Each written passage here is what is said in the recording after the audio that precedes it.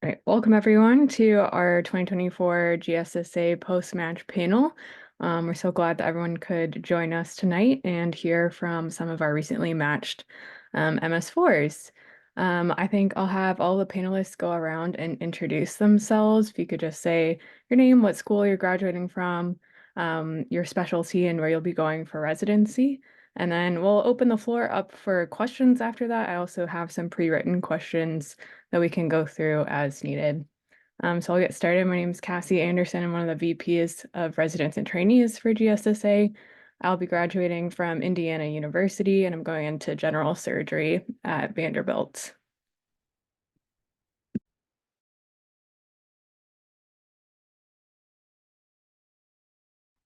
I can go next. My name's Alex. I'm also one of the VP residents and trainees incoming, and I'm graduating from Virginia Tech Carilion in Roanoke, Virginia, going into neurosurgery and starting at George Washington in DC this summer.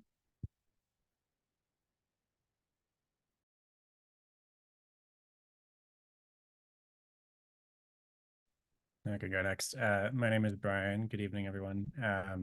I am graduating from the University of Colorado here in Denver and matched into general surgery at The Ohio State University. I can go next. I'm Vanitha. I'm a fourth year at University of Illinois Chicago, matched into general surgery at Beth Israel Deaconess in Boston. I'm Lauren. I am one of the older VPIs. I go to VCU in Richmond, Virginia, and I matched at UVA in Charlottesville for general surgery. I'm Natalie. I'm a fourth year at VCOM, the Carolinas campus, and I matched into general surgery at the University of Florida, Jacksonville. I'm Alex. I'm a fourth year at Tulane in New Orleans, and I matched in general surgery at USC in LA.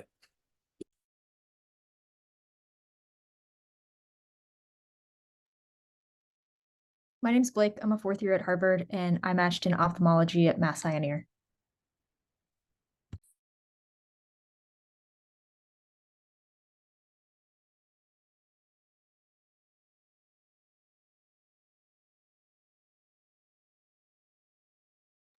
I think we still have Allison. If you're able to introduce yourself, no worries if you're busy.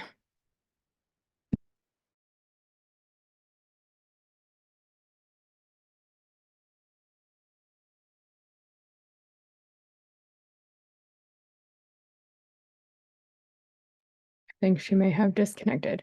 I won't make everyone who's attending here tonight introduce themselves, but it would be great to get a show of hands or some sort of symbol if you can to let us know what year of medical school you're in. So if you are starting your third year, we'd love to know about how many people we have.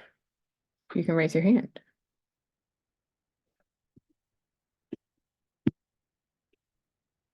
Do we have anyone starting their fourth year, getting ready for the upcoming application season? Great, a few hands there.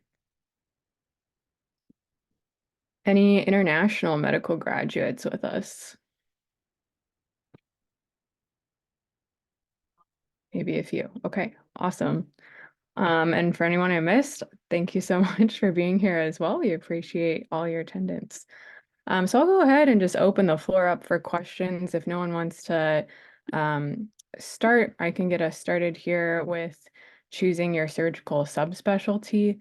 And maybe I'll just start with those questions. And as you think of more things, feel free to either unmute and ask a question, or you can put it in the chat. So to our panelists, how did you choose your specialty? Are there any certain experiences that helped you to determine your choice? So those experiences might include clinical rotations at your school, away rotations, research, shadowing, any other experiences that solidified which specialty you wanted to apply to. And maybe for some of you, how did you determine if you needed to dual apply to your specialty and another?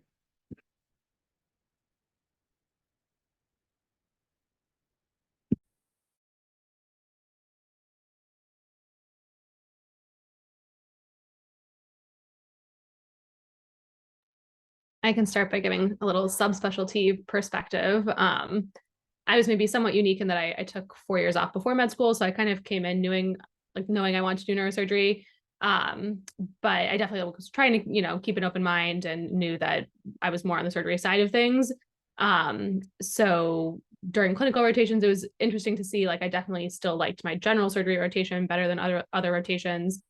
But doing a neurosurgery elective and doing sub-Is, which maybe is something else we can talk about, because I know it's different level of requirement and different number for a lot of people depending on subspecialty or just general surgery. But that was like a very nice validating experience in the sense that I just like really liked the specific cases I was seeing and kind of the workflow and the energy of the specialty. And then for me, another big portion was I do a lot of basic science research, and that's something that for neurosurgery programs usually have at least one, if not two, totally protected years of research out of the 7 years of residency. So to me, that was fit really well with pursuing a career as a surgeon scientist. And from a global surgery perspective, I also had met like very great specific mentors that were doing that sort of work in the neurosurgery field. So it was kind of just a great combination of the kind of specific interests I had, and all my clinical experiences were very validating too.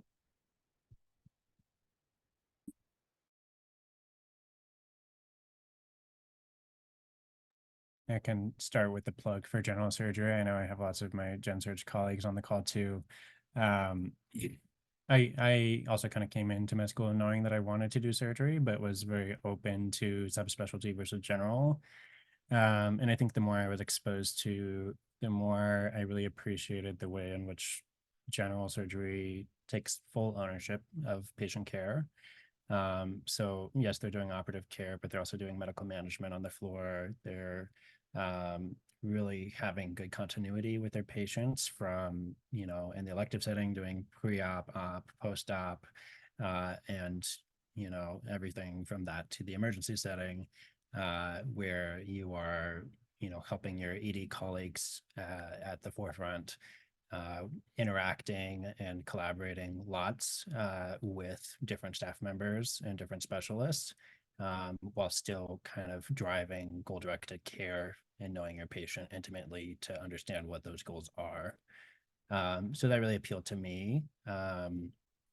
I think the other nice thing about general surgery is that it is a wide open door to ongoing subspecialty care. So some of my early mentors have been in surgical oncology, and that's, kind of the hat that I think I will wear 7 years in the future. But I also recognize I might change my mind and fall into something like transplant, HPB, any number of options, and having those doors open is nice for somebody like me who is a little bit indecisive in the process.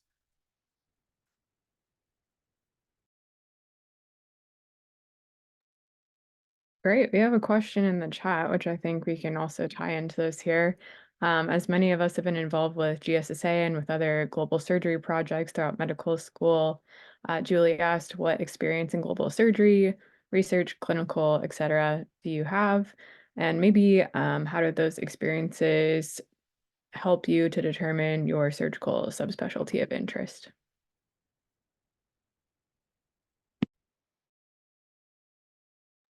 I can talk about this. I also took 4 years off after undergrad before starting medical school. And during that time, I was a family med scribe.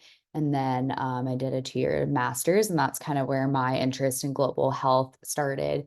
I was able to secure a research summer project that allowed me to live in the Dominican Republic doing research in pediatric sepsis as well as sudden infant death syndrome. And then I went on to my medical school, who thankfully has kind of a low resource system strengthening program that I've been able to be kind of in that honors track throughout medical school, meeting mentors at my own institution as well as locally who do a lot of work. And whether it's doing projects with them or just like really reaching out and tying into people that are willing to take medical students on until you ask, which I know can be daunting to send the email to, express your interest. I would just tell you to always go for it. If you're meeting people at events, like don't be afraid to walk up and say, I really just enjoyed your talk. I am a third-year medical student, still trying to get research or very interested in this topic. What advice do you have to me? That always worked out very well for me. So I would encourage you to do that. Yeah, I can go as well. I actually took a research year between my third year of medical school and my fourth year of medical school to do an NIH Fogarty research year.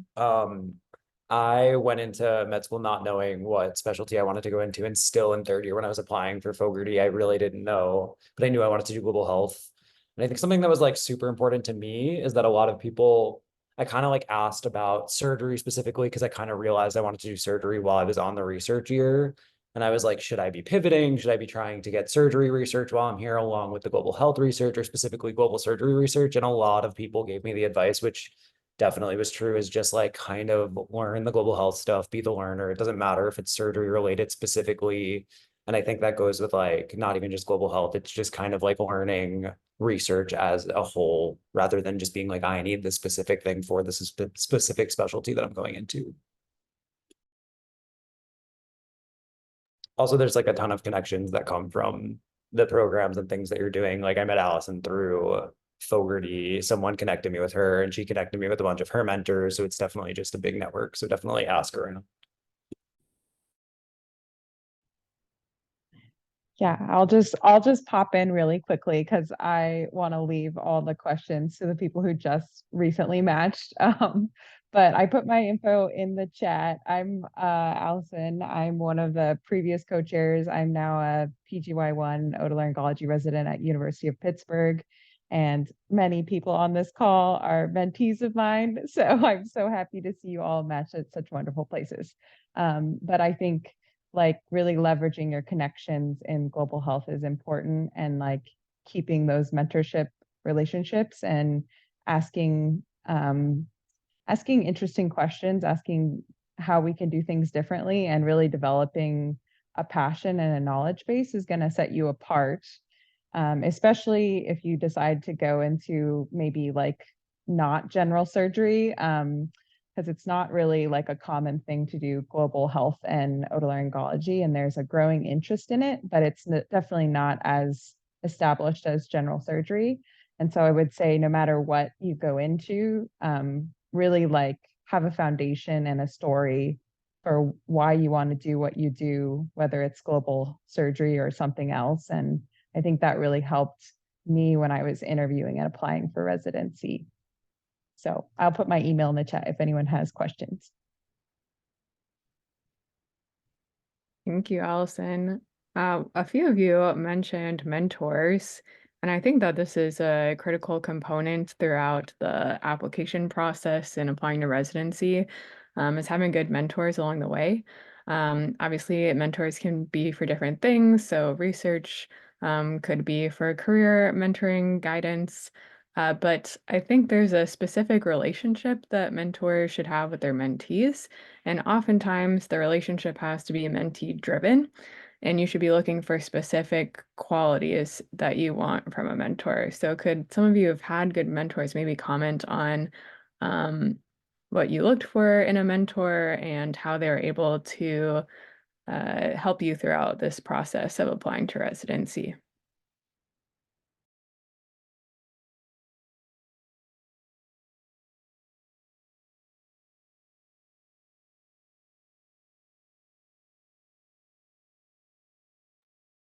I'm happy to take this one. I think, as you mentioned, Cassie, it's really important to have mentors that bring a variety of strengths to the table and that you can learn from in a lot of different ways. For me, applying into ophthalmology is a little bit unusual among surgical subspecialties in that there is no like option really to take dedicated research time during your residency years. And so I felt like it was really important to try to establish connections with people in global health and also to get some research experience while I was still in medical school, because I knew, like looking forward to my training, that if I had those goals in the long term, I wasn't necessarily going to be able to strengthen myself in those areas during my actual training years. So for me, I tried to reach out to people who had similar career interests that I could see myself going into, whether that's with respect to global surgery or whether that's with respect to research. And then I think the thing that made people good mentors versus someone I might have only talked to once was a willingness to kind of continue the conversation that we started in that first meeting. And I feel like having an initial meeting with someone, whether it's someone you connect with at a conference or someone you cold email, is a really good way to get a sense of whether there's someone you could work with, but it's that responsiveness and that willingness to get back to you and answer questions again and again, and ultimately to advocate for you in the application process and beyond, that I think sets a quality mentor apart. And it's hard to know unless you're able to talk to other medical students who, in advance of getting to know them, is going to be able to provide that kind of support. But I think reaching out to a large number of people and then kind of narrowing that down by who continues to stay in contact with you and who is able to offer good advice and good mentorship to you again and again can kind of help you build a final roster of mentors, if you will, that are going to support you during that critical residency application season. Yeah, I agree. Sorry, Cassie, I'll let you go next. I definitely agree. I also think you should be very intentional about what you're asking from each mentor. I think everybody should have kind of like a pocketbook of several different mentors. For example, I have one mentor who is an associate program director who is very close to the process of, evaluating applicants for residency. And so that's somebody that's really easy to go to and ask about the current landscape, to maybe spill some tea on different programs, to, be very candid with about how competitive am I, what kind of environment do you see me thriving in, and have that conversation with. Whereas I would certainly not have that direct conversation with, my chair, for example, of the department, who I'm asking for a letter that's going to go very far in a very small community because of who they are.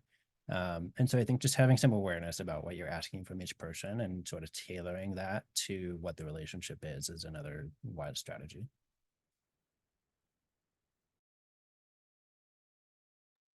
Yeah, I totally agree. And I just wanted to mention, I think, especially for the rising fourth years who are about to start the process, the application process itself is such a great opportunity to kind of strengthen your relationships with current mentors or kind of find new ones. I think there are definitely, like, throughout the application process, you have mentors that are more hands-on and like was saying, like, are really people that are going to be there for you in a granular way and help you build your career, but also people that are more sponsors and will kind of make calls for you, but don't really have the time or the bandwidth, even though they, want to support you, to do the more hands-on mentorship.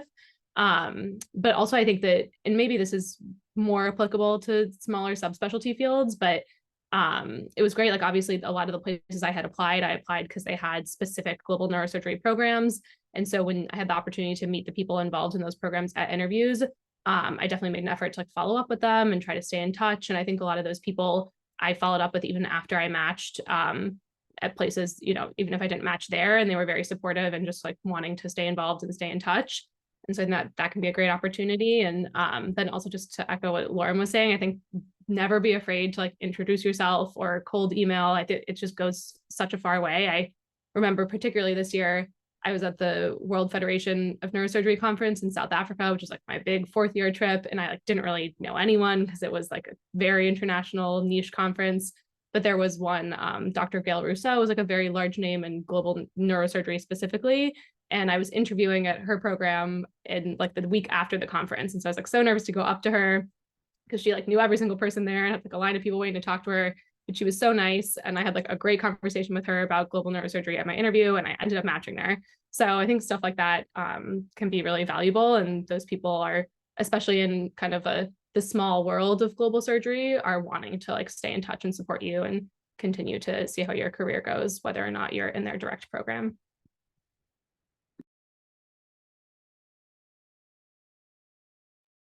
I will definitely echo that. I think especially in the surgical subspecialties, you'll find that people who are involved in global surgery are a pretty small group. And so even throughout my past couple of years going to conferences as a medical student, it's been pretty awesome getting to meet a lot of the big names in global surgery from around the US. And they are definitely all very supportive of students, love to mentor and teach. And I've just found it to be a very supportive network to have throughout the application process. For our M1s and 2s on the chat, I would say that start early when it comes to reaching out to mentors. If you think that you're at all interested in a surgical specialty, reach out to a few people and try to have some chats about why you think it's an interesting specialty, or if you're interested in research projects, look at and see what people at your institution are doing. I had a very special relationship with my research mentor because I started working with him in undergrad. So by the time I was applying to residency, he'd already known me for 4 years. So he was able to help me a whole lot in determining maybe some of my own values and goals that I wasn't able to comprehend for myself at the time and kind of point me in the right direction of, I think this would be a good fit for you, and maybe these are the next steps. Um, Same thing for like career mentors at your school. If you connect with them early, they'll know you better by the time you're a fourth year student. I think that was really helpful for me with that during the application process. I think a big question that a lot of students have are, how do you choose programs? Because for general surgery, there are over 360. Our budgets are limited. Most people cannot afford to apply to all, nor do I think it's a good idea for you to do so. So how did you guys all determine which programs you're going to apply to? I think for many of us, this will include some global surgery opportunities. But outside of that, um, what criteria were you looking at, and how many did you apply to in total, if you don't mind sharing that information?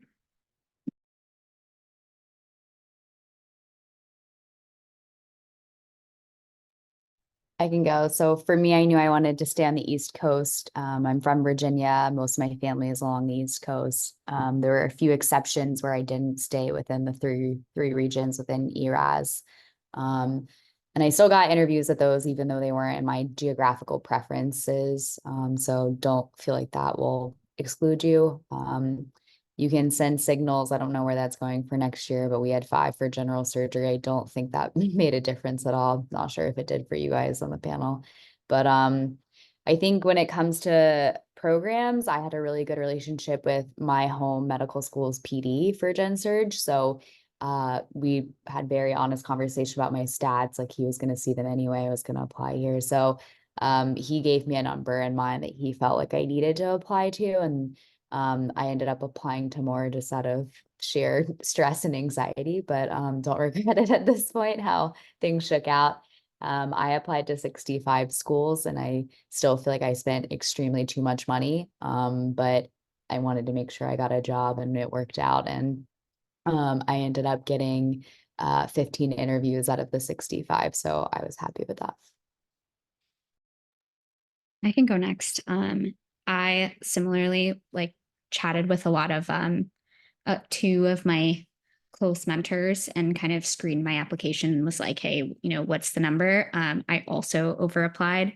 And I think one word of advice that I got on that sentiment was, that ultimately this is a numbers game, and like it would feel worse to not get that many interviews than it would to be in a position where you like save some money, but then weren't getting as many interviews as you wanted. So I think it sucks and it feels like really shitty to be spending the money, but like I too don't really regret it. I looked really specifically, obviously, at global surgery programs and like filtered for that. I think the other 2 things, like I knew I wanted to be academic, so that was a big part of my decision-making process. And then I was very picky about location. And I think that sometimes it feels scary to like be picky on the front end, but really thinking about like what you want your life to look like. I interviewed at 16 programs and I would have been very happy to be at any of those cities and any of those places. And that felt really important to me. I didn't want to be in a position where I was looking at a program and saying, I don't really want to move there. I would be kind of unhappy to move there for 7 years because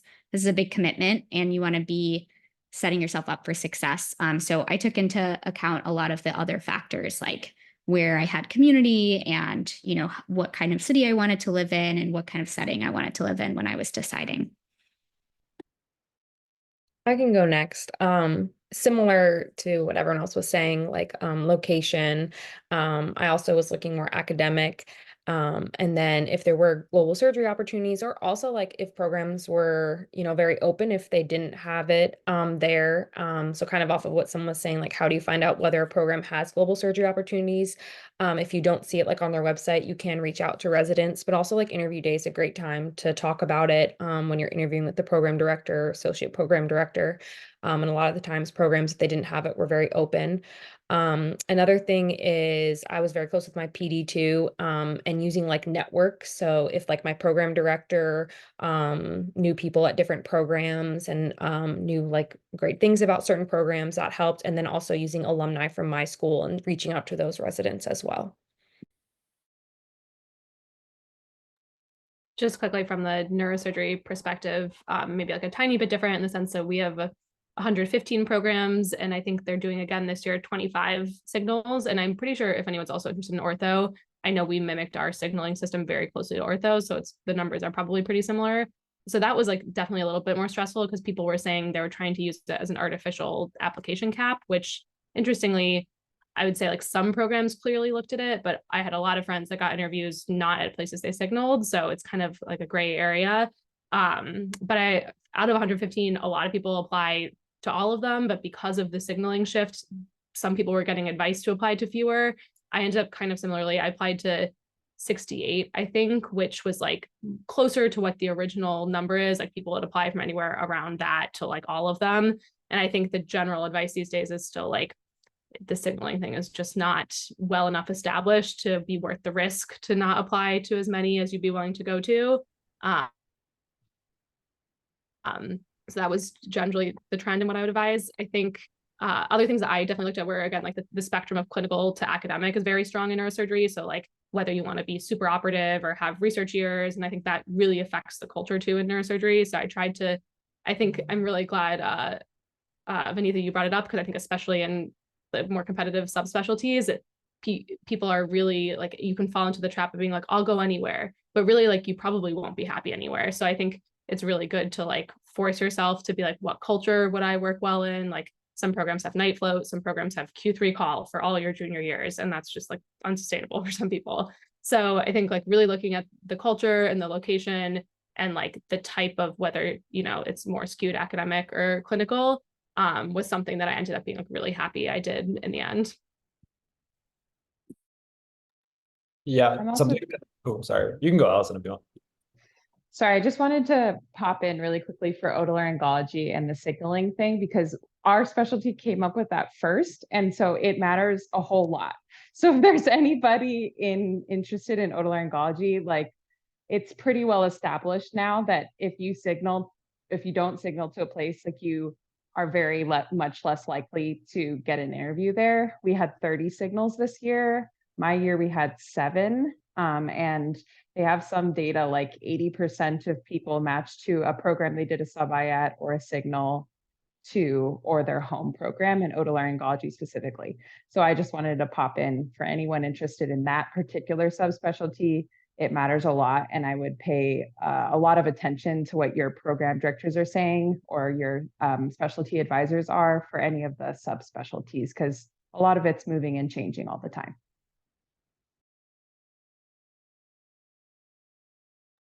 What I was going to say is just echoing everyone. I feel pretty similar. But something that was important to me is I'm pretty certain that I want to do a research year. And with general surgery, some programs make you do research years. Some programs have it optional. Some programs will not let you do any. So that's definitely something that I looked into a little bit beforehand, but it's like not that clear on the website. So kind of things that you ask about in interviews and things like that. So that helped me when I was looking to like into ranking, because I kind of wanted one that was like a little bit fluid where they can let you do 1 or 2. And that's how USC is. And then the other thing I wanted to say is with mentors, my mentors definitely helped me a lot when I was like figuring out where to apply to, how many programs to apply to. And the one thing I really wanted to say is like, yes, obviously with like a dose of professionalism, but like it is important to like be yourself to your mentors and like let them know who you are, because I think that like that's something that we're not that used to with like attendings and like all these people like just kind of being genuine. But like at the end of the day, my mentor who helped me a lot with my list knew my personality and was like, I think you would thrive at this kind of program. Like these are the kind of programs that you can look for. And sometimes they're able to tell you more than you can tell you about yourself because you don't know the programs as well. So I definitely think that was important for me. Yeah, the only thing I have to add along a similar line is look at who you kind of look up to. Where do they train? What was their experience? It's for better or worse. I think there's a lot of precedent or continuity in terms of like the quality of surgeon that each program can produce and sort of the personality and they're kind of a group and each surgeon's a little different sometimes to the extent that you can tell like, oh, this person probably graduated from this program, and you look it up and turns out they did, again, for better or for worse. So I also paid attention to that to sort of think about who do I want to become, what do I want to look like at the end of this training course, and what are some role models out there that I can look to sort of gauge some examples, knowing that, of course, everybody's an individual and it's not going to be the exact same, and training will shift slightly over the years. I'll just chime in quickly for ophthalmology. There's a lot that's very unusual about the ophthalmology residency application process compared to other specialties. For those of you who are in the earlier years and may not know this, ophthalmology has a different application system called the San Francisco Match, which is different than ERAS and operates on a separate timeline. For most people in ophthalmology, because it's so competitive and the residencies tend to be small, of the 130 so programs, people typically apply to 80 to 90 of those. So it becomes more of a question of which programs you're not comfortable being at, as opposed to the programs that you're proactively interested in applying to. And ophthalmology is also unusual because it caps the number of interviews that you're allowed to attend. This year, the magic number was 15, but that's subject to change going forward. So I'm happy to talk offline if any of you are interested in going through that process. There's a lot that's particular and different from the other specialties.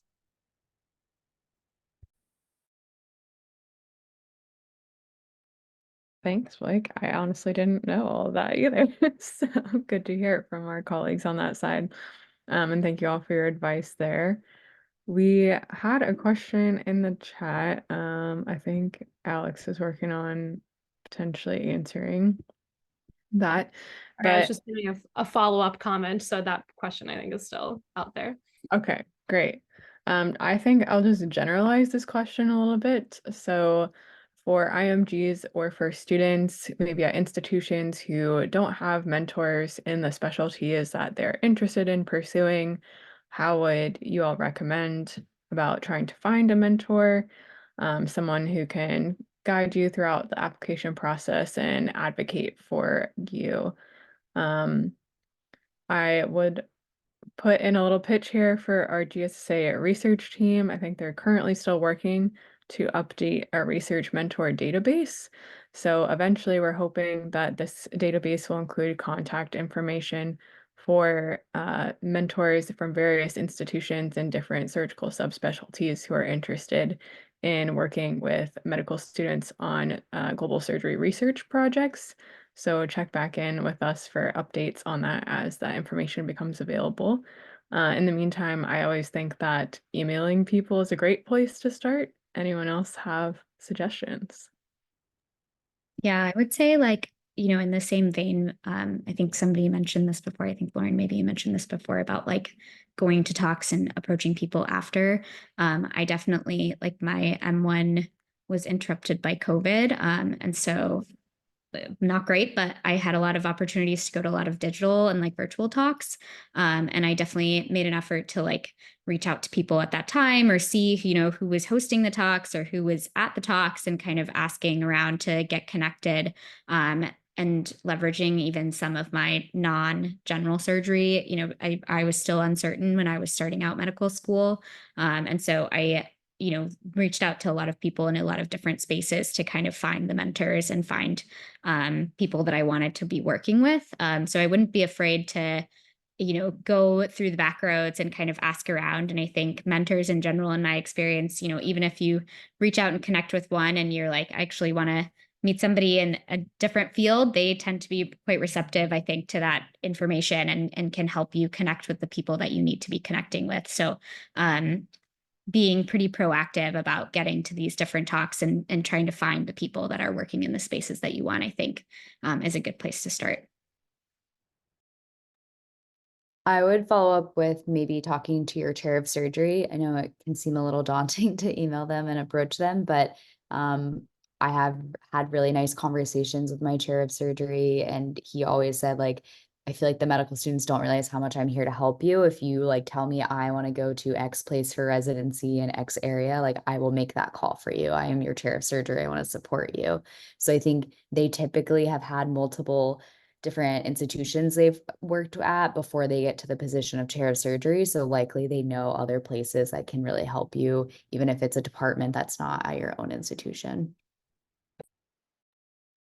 Something that I thought was super helpful for me was at the beginning, which I didn't realize at first, but at the beginning of fourth year, they have like a ton of open houses on Zoom for programs. And I like did not find out about this until later on.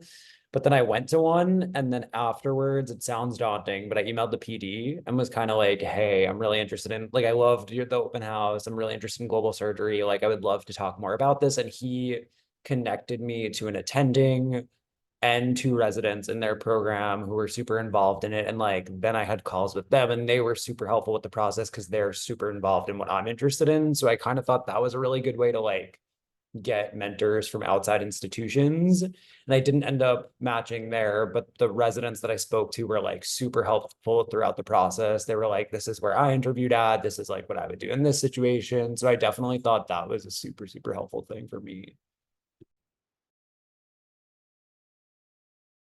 Yeah, I'll echo that and put also like pointing out that Alex put it in the chat too. Like residents are a huge, huge resource.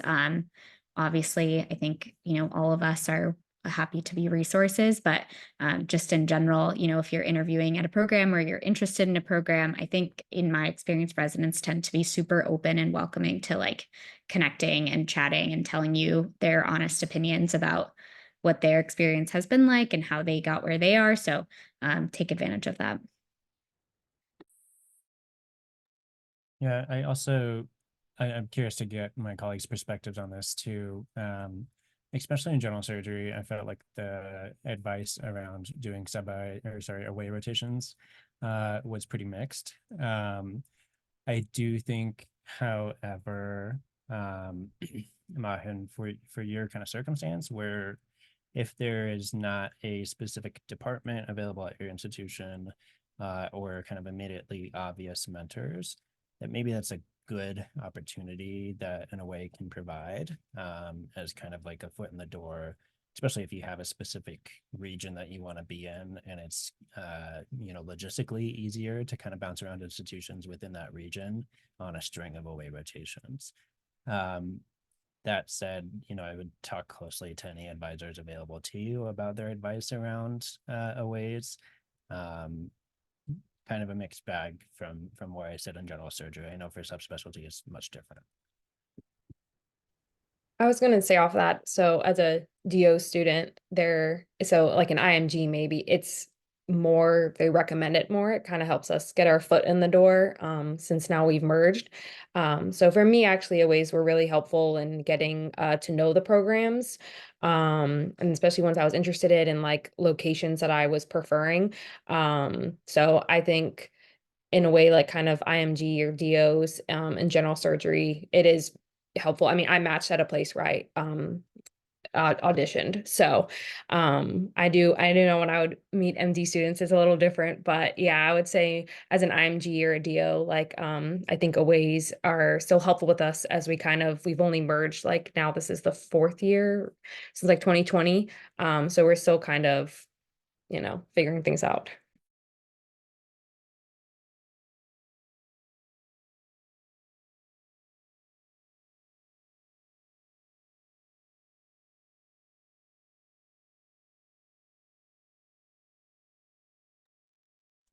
I did an away rotation. I don't think that for general surgery it's necessarily expected of you, but as you did say, Natalie, like getting your foot in the door in an area, if you specifically want to live there, go to that institution can be really helpful for some people, especially if you're not already connected with those people beforehand.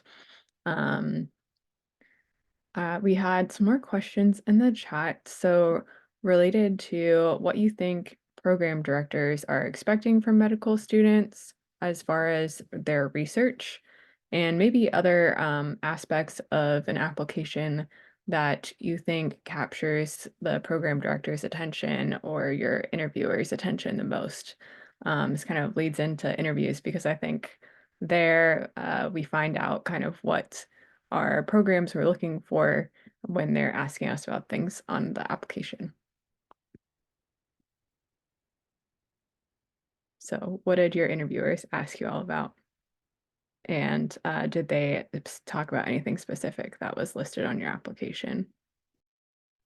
I can only speak to the ophthalmology experience, but ophthalmology is very big on hobbies. I think the things on my application that probably got me interviews, like my research experience and having been co-chair of GSSA, came up far less in the interview than questions about like my personal interests, what I enjoyed doing with my free time, and things that I think were kind of designed, in addition to having a conversation, to sort of be more of a check into personality as opposed to like academic fitness. And so I think it's really important to have strong research experiences that support your career goals and that you can kind of weave a narrative around what you're hoping to do in the future, even if you don't end up going exactly that direction.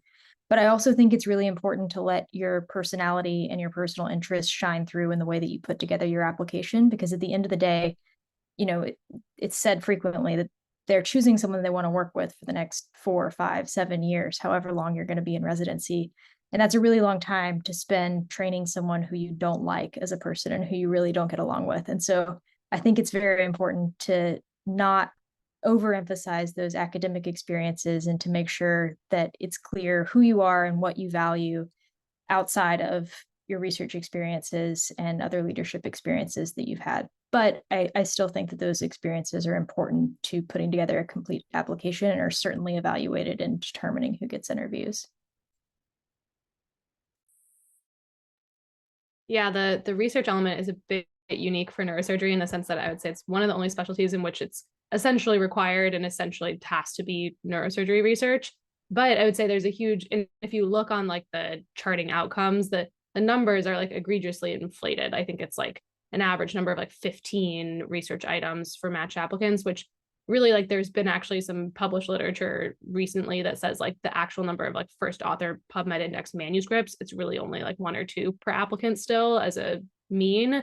But there's like kind of this horrible arms race going on in neurosurgery in which like to get your foot in the door and to make sure you're not screened out places, like you really should put in an effort to like I always say like follow your passion into what you're genuinely interested in. Like I'm a basic science person. So like for me, my numbers look very different because it was a lot more like one big paper and a bunch of grants and like some smaller clinical stuff to supplement it.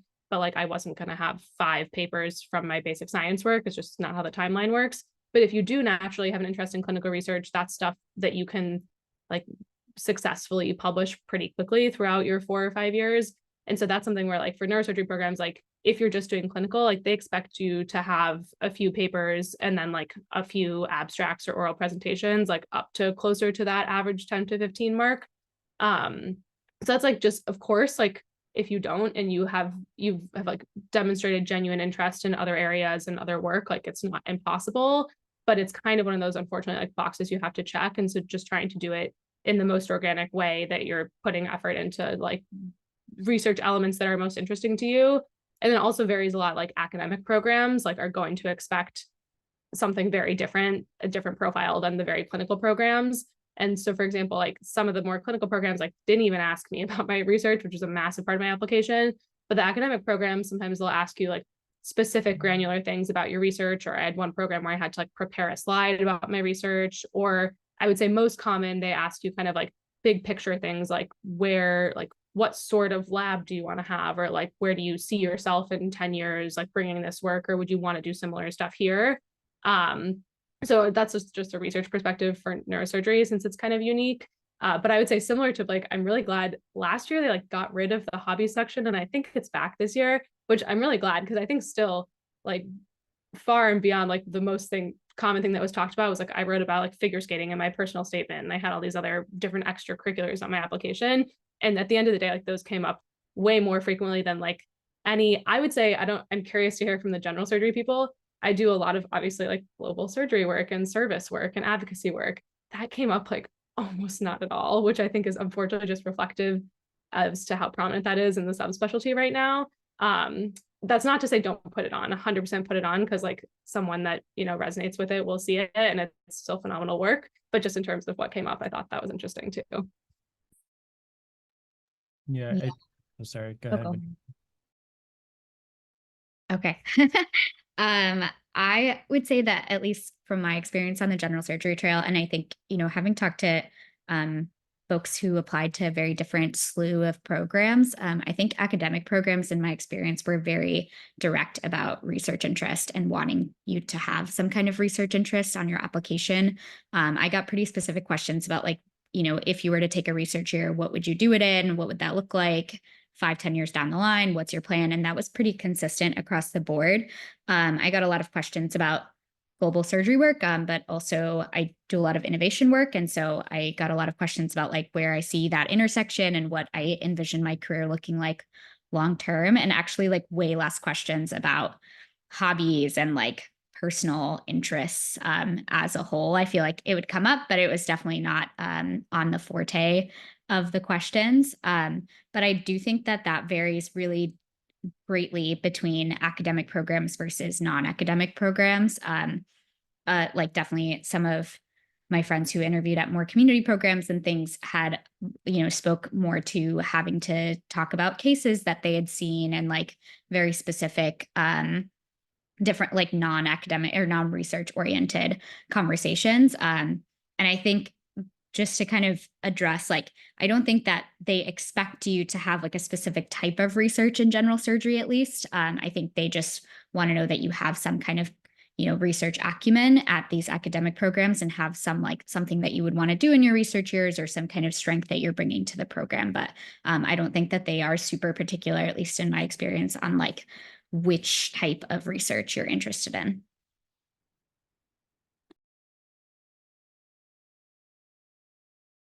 Yeah, I was gonna say a lot of the same. And I will also add, I think in terms of kind of trends, there is more holistic review, I would say, which is nice.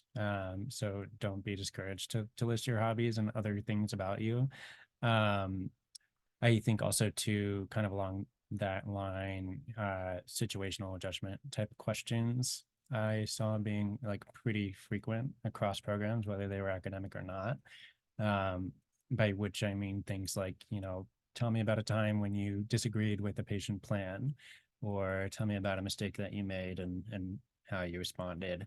Very kind of predictable situational questions, but ones that are tricky if you're not anticipating them or prepared or don't have examples to kind of pull from.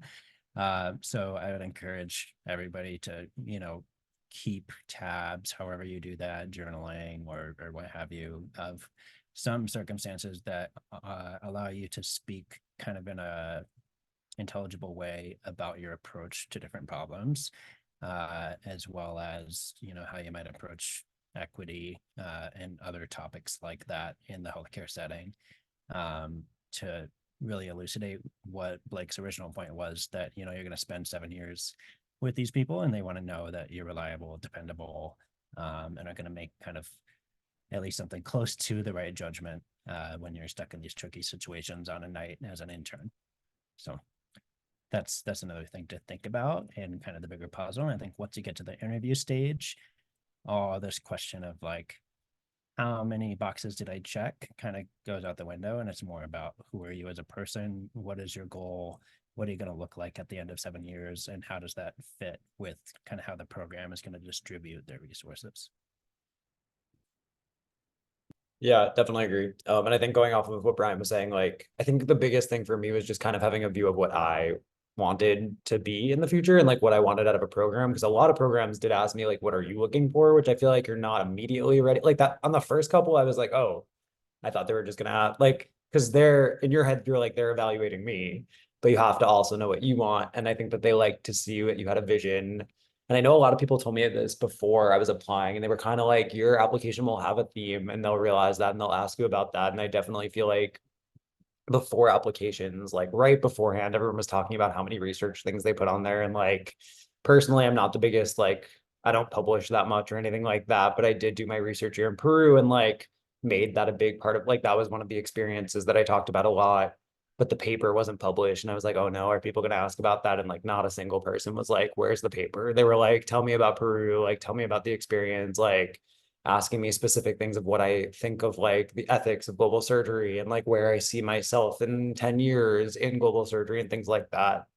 Um, and just kind of knowing yourself and like being sure of yourself, I think is the most important thing. And kind of just like, and when you're not sure of yourself, like addressing that, being like, I know that like when I went to it, I'm pretty sure I want to do trauma surgery, but like I told them, I was like, I'm super open to changing my mind because that's a real thing that happens to people, you know? And like, I think it's just, that's kind of what they're looking for during these interviews. Yeah, those are all great answers. I think Brian, you summed that up really well in your last statement. And Alex, I really appreciate the being honest with your answers. So I like don't entirely know what the future is going to look like in 10 years, and that's okay to say that in your interviews. But maybe talk about certain things that you're interested in and how you might potentially incorporate that into your career. Um, we have just a few minutes left, so I wanted to touch base on, I think, what I found to be one of the more challenging parts of the application season was rank lists and second looks.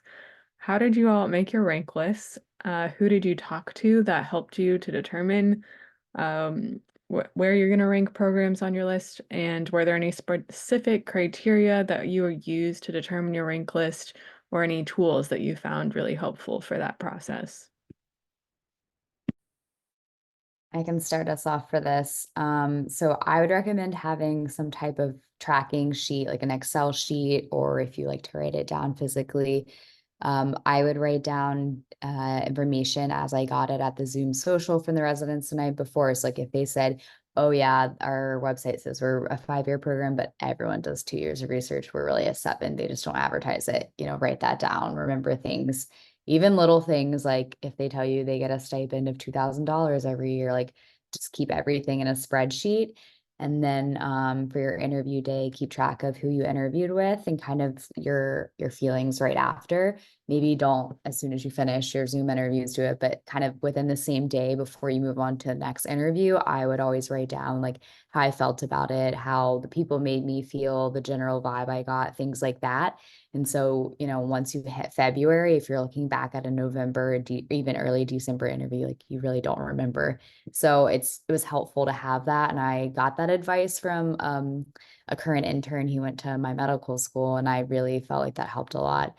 As far as when it comes to ranking, for me, it actually fell into place pretty easily of kind of like top, middle, and towards the far end of my list. And then from there is just kind of getting that like top 5 to 6 in the order that I felt comfortable with. And I mean, I won't say that I felt completely 100% the night that I submitted my list, but I was at least at peace knowing like if I got one of these first whatever, I will be happy, and that's all that matters.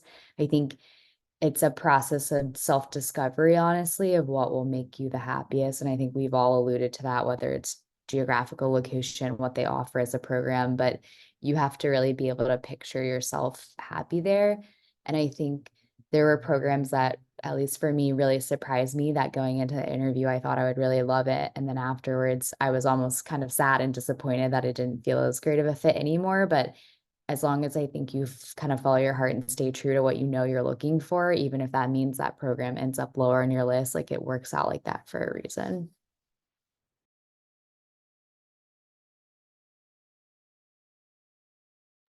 Yeah, I similarly had an exercise where I envisioned myself on match day opening an envelope with each program and like being very honest with myself about what my immediate reaction would be if I opened an envelope that said this program versus that program, and so on and so forth down the list. Um, I also, this is maybe a little tangential, but for anybody who has curiosities about AI like I do, talk to ChatGPT, give it a prompt, asked it, to ask me questions. I'll put what my prompt was in the chat. But basically, it was just another avenue to, have some external source walk me through questions, walk me through what my value system is in a residency program. And at the end, it kind of like spit out the same list that I had before talking to it, which was kind of cool. So if that's your thing too, that was something that was validating for me at least. Another thing that I did, I feel like I had really similar experiences making my rank list as Brian and Lauren so far. But one thing that I did when I was like going through my spreadsheet, like I took literal notes and then put it all into my spreadsheet like the night after. And so I had a lot of like random comments in the side that were like vibes were good, like, nice energy, or like, ooh, like residents seemed a little off. And like that was really hard to quantify for me. And I found myself kind of struggling because I would like when I started to look at like the spreadsheet, I was like, how do I like, I have like 20 categories. How do I even like really think about this? So I ended up like kind of sitting down with myself to be like, what are like the top 5 things that I want to see in a program that are super important to me? And then, as a math girly, I like made I weighted everything and like went through and did the point system. And it was a good exercise in the sense that I like got it back and I was like, oh, the things that landed at the top were those same ones of the programs that I was like, vibes were good. And like ones that didn't rank as highly on the point system were the ones that were, I was like, vibes were not good. So I think just, trusting your gut a little bit on like interview day and like really hearing how you feel after that day ends up meaning a lot more than you think it does. And sometimes that's hard to reconcile with the math that you might be seeing. But ultimately it's a big commitment. So you want to feel good about the places that you're ranking highly. Yeah, so I pretty much did the exact same thing where I like wrote like vibes are good and then had like 5 categories with numbers. But something that I didn't do at the beginning was for each program, I had those categories, but then I also had a comment section. And like at the beginning, I wasn't really writing anything. And then I realized like my sister would text me and ask how the interview went. And I would like go off for a little bit about like how I felt about it. And then I was like, I should put this in the spreadsheet. So in the comments, like immediately after the interview, which like people would tell me to do this and I didn't think it would be as hard as it was because like you just spent an entire day interviewing, but I like sat down immediately after and like forced myself to just write like the TLDR and just like exactly what like how I felt. Like some of them were crazy. Some of them was like, this was not it, or like this was it, like things like that. But like it was super helpful to just like get all of my thoughts on a spreadsheet. And then it kind of ended up working itself out, but it was useful to look at again at the end of the like when I was making my rank list. Just a quick comment on, I totally agree with what everyone said so far in terms of rank list stuff. In terms of second looks, I might have been a little bit different for neurosurgery, but we were back to like 50% in-person interviews this year. So it's also very weird to compare like an in-person interview experience to a virtual interview experience. And then in addition to that, programs had some of the in-person ones had no second looks. Some of the virtual ones had formal second looks where like you sign up and it's this like they roll out the red carpet and there's a huge dinner and like everyone comes on one weekend. And then other programs said, we're happy to have you if you're interested, but just like let us know. And so then it was kind of like an independent second look where like you went and it was just you shadowing the whole department for a day. So I found that to be like a very interesting spectrum to compare across, but also like a really unique opportunity. Obviously, there I think major pros and cons to both the in-person interviews and second looks in terms of like finances and access to actually going. But if you can, I do think like the in-person ones, it was so much easier just to get that like vibe check and like if you got along with the residents and what the general culture was.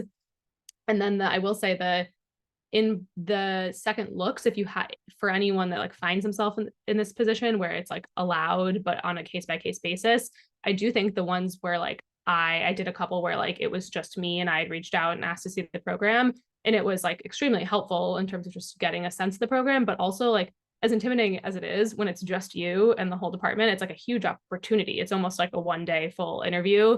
And so I think some of those, like it really set me apart, both by like showing extra interest and like having extra time with them when a lot of applicants just like that weren't maybe less interested didn't do that. So that's something I would recommend if you're able to and the opportunity presents itself. And the last thing I'll say, just to like kind of echo one of my previous comments, I think one of the hardest parts for me when it came down to making my rank list were like really being honest with myself for like a couple of programs where I wasn't really sure I'd be happy. And it's so hard to not like optimize your chances of matching, period, because as it gets closer, you're just more and more scared about that. But I like at the very end, like made a very difficult decision to not rank a couple of programs that I just knew that like would not put me in a position where I was supported enough to like be a good resident. And I think that was something in the end, in the long run, I was like very happy that I did, because then come that Monday of match week, like when I matched, I knew it was somewhere I was happy at. So of course, like that's a different scenario for everyone. And some people, like, you will be happy everywhere you interviewed. But I think just don't be afraid to do that too, if that's really what the case is in the end.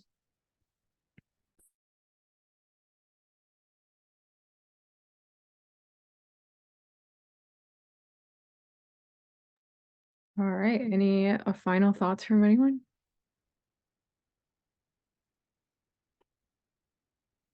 Thank you all so much for attending, and thank you all to our panelists for your great advice. I will be sharing contact information for the panelists who are willing to all of our attendees tonight. So if they have any questions, you all are welcome to reach out to us. And many of us are happy to mentor students to the best of our capacity as we all start intern year here soon. But it was great having you all. Thank you all for your time and for your questions. And we look forward to hearing from you. Good luck with the upcoming application cycle.